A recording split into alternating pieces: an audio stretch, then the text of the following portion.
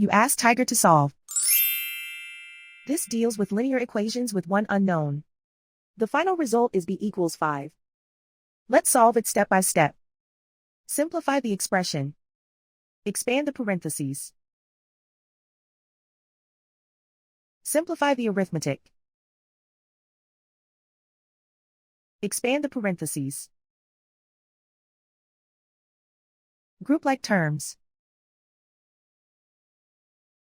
Simplify the arithmetic. Swap sides. Group all constants on the right side of the equation. Subtract 60 from both sides. Simplify the arithmetic.